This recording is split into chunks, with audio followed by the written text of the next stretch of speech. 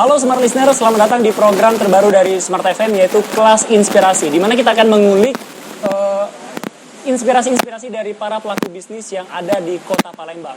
Nah, di edisi perdana kali ini kita akan mewawancari salah satu ibu muda pebisnis yang sangat menginspirasi sekali karena banyak usaha yang dia jalani. Langsung saja kita sapa, ada Mbak Endang Wirono. Selamat sore Mbak Endang. Hai Mas, apa kabar? Wow, ini Mbak Endang Wirono ini terkenal dengan salah satu bisnisnya yaitu Buntut Sunda Kang Ali. Dan saat ini kita sedang berada di Buntut Sunda Kang Ali guys. Oke. Baik, Mbak Endang, mungkin untuk membuka perbincangan kita di kelas inspirasi edisi perdana kali ini, Mbak Endang ini kan tadi sempat cerita bahwa Mbak Endang ini banyak sekali memiliki bisnis, baik itu dari bisnis kuliner, real estate, dan juga retail. Nah, kira-kira apa sih Mbak rahasia? Karena dari sekian banyak usaha yang Mbak jalani ini kan pasti banyak juga karyawan yang harus dibina dan disemangati. Nah, mungkin bisa bagi tips nih buat Smart Listener. Bagaimana sih cara untuk menjaga stamina supaya tetap stabil, dan bagaimana cara Mbak Endang menyemangati para karyawan dari sekian banyak, ratusan lebih loh karyawan dari Mbak Endang ini. Gimana Mbak rahasianya Mbak? Ya, jadi yang pertama terima kasih dulu nih Mas Ando udah memberikan kesempatan untuk memberikan inspirasi untuk Smart Listener ya namanya ya. Jadi kalau bicara tentang stamina, tentang semangat, yang membuat saya semangat sampai dengan hari ini kan pasti saya punya mimpi, saya punya goals yang saya mau capai. Nah, bicara tentang bagaimana memaintain stamina itu, ya saya harus benar-benar memikirkan tentang orang-orang yang bergantung hidupnya ada di pundak saya gitu. Jadi kan ya biasalah kalau dalam bisnis itu kan kadang kita down, kita capek, kita lemah. Ya kita ingat ada banyak hidup orang lain yang bergantung di hidupnya saya seperti itu. Jadi kalau saya pribadi selalu ya itu tadi mimpi itu dipetakan, dibuat roadmap-nya, terus kemudian dieksekusi seperti itu.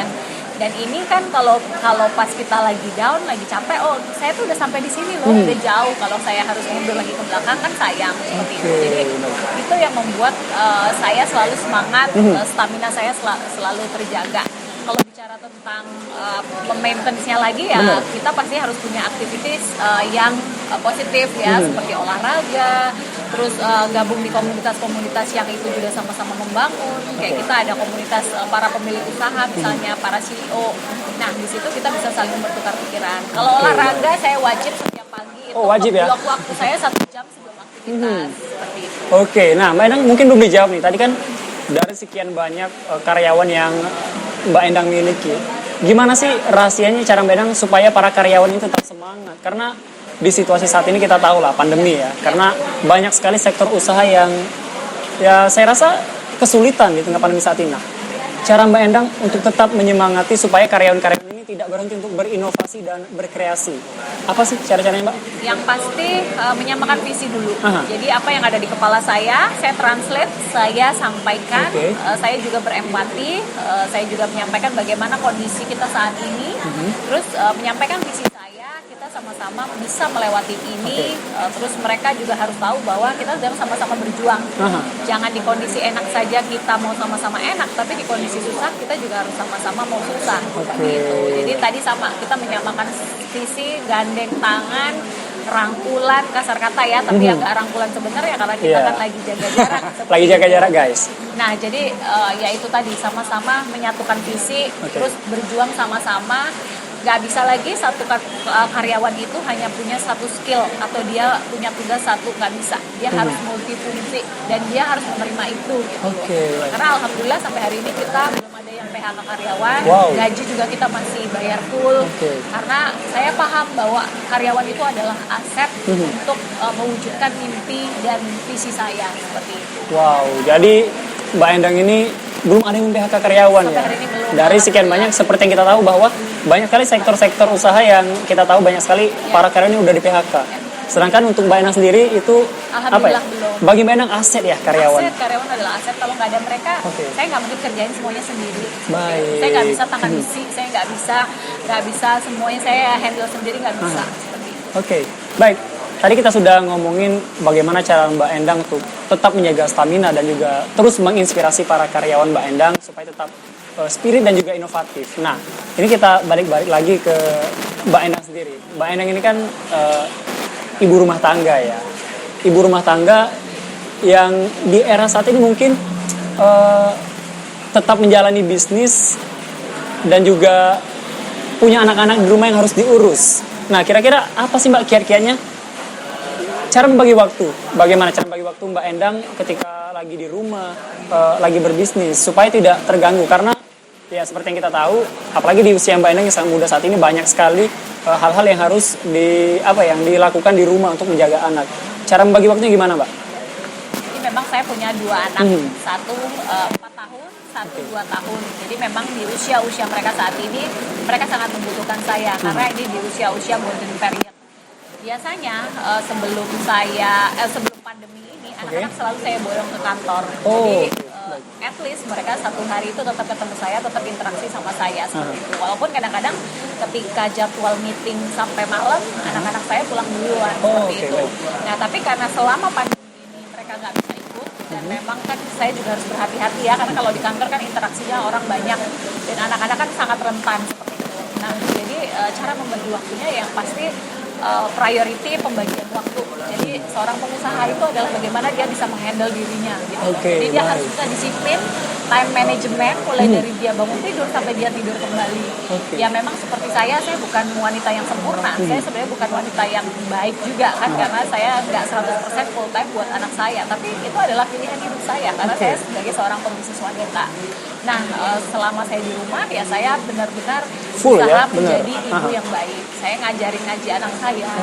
Kalau pas ada waktu juga saya suapin. Ya alhamdulillah saya punya kesempatan untuk punya, maksudnya ada mbak yang bantuin, tapi kan tetap ada mungkin dibantuin ibu saya lagi gitu kan. Jadi saya juga tidak 100% menyerahkan anak saya ke orang lain seperti itu. Jadi tetap bagaimanapun kodrat saya itu adalah sebagai ibu rumah tangga, sebagai seorang istri.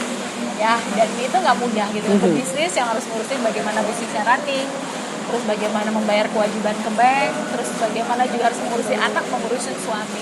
Jadi ya sejauh ini memang saya bukan perempuan yang sempurna, wanita yang sempurna, tapi berusaha untuk itulah seperti itu. Ya kalau mengenai pembagian waktu ya harus pinter-pinter lah.